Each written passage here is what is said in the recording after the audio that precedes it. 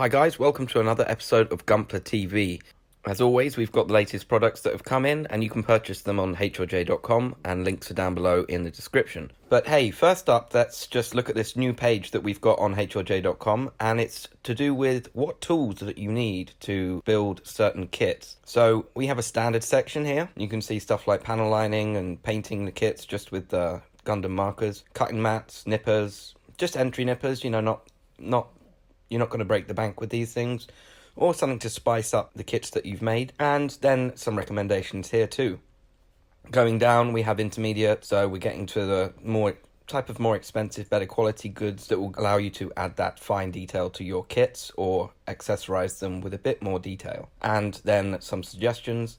And finally, advanced. This is big boy stuff. And yeah, looking at it, I haven't really got any of this type of stuff because I am definitely not advanced. But for those who do want it, there are stuff like airbrushes, fine paintbrushes, and finally, we actually now have some paints on a website that we can send overseas because they don't have certain chemicals in them or alcohol. And then you've got some advanced kits at the bottom, like the PG Gundam, and it's going to be a step up from, your real grade or SDs. So there we go. Anyway, let's get into the new products. Okay, let's start off with Bandai. Their theme this week seems to be Heavy Metal L-Gaim, L-Gaim. So literally Heavy Fighting Machine L-Gaim. And it's a mecha anime television series that began in 1984. So these kits have been upgraded. Now, starting off, we have a Class A heavy metal set. This is 1/144th scale. And look at that price point. For about $30 you can get 4 kits. And they've been upgraded from when they first debuted. This set includes Augur, Bash, Grun, and Ashura Temple. So this is rather old,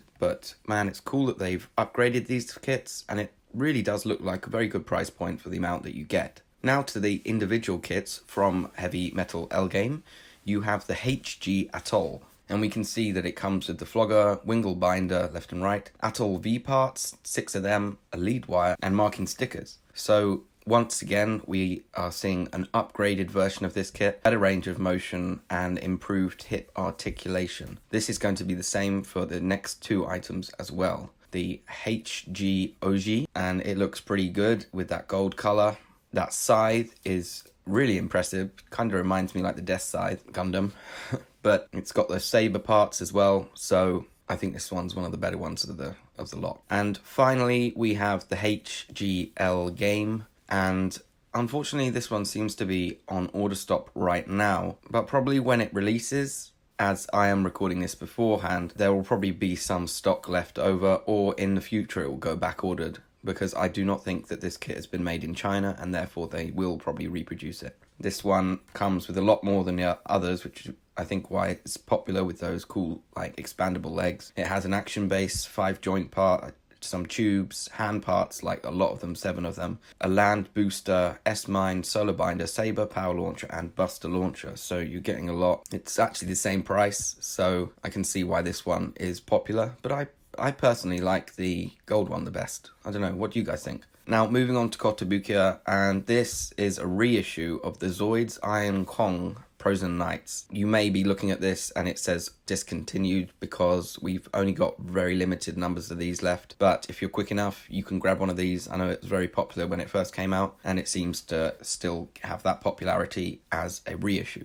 And another reissue from Kotobukiya, but Phantasy Star Online Jeanne, the Stella Innocent version. And I don't know if anyone remembers, but I actually built this one back when it first came out, and it's amazing. It looks like it does in those pictures, which is really cool. Maybe some of the panel lining isn't there, but that dress detail certainly is. I was very impressed with this kit and the amount of decals that you got.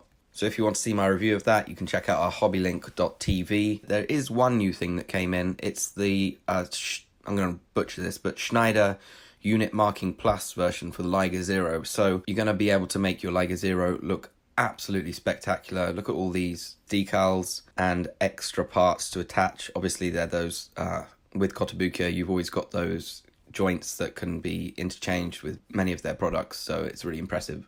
Got some laser blades that can be installed, and an e-shield generator, some clear parts too, which is really cool for the cockpit, and the all-new emblem and caution mark decals. And finally, we have Gundam Archives Gundam Build series from Model Graphics. Sorry, I've only got this one picture because we never normally get scans of these, but it's the Japanese language book about Gundam, the latest volume. And so, as you can see on the front there, it's got some relatively new kits that obviously it goes into detail about how to make look even better, all in colour, but limited stock left. So those of you who are either just want to look at the pictures or can read Japanese, this is for you, and it could be added to your shipment for pretty much no extra value because it's so light. And with that, we're done. I think L-Gaim was basically our star of the week, but nothing else that much from Bandai. So yeah, make sure you check back with us next week because we've got some stuff coming out then.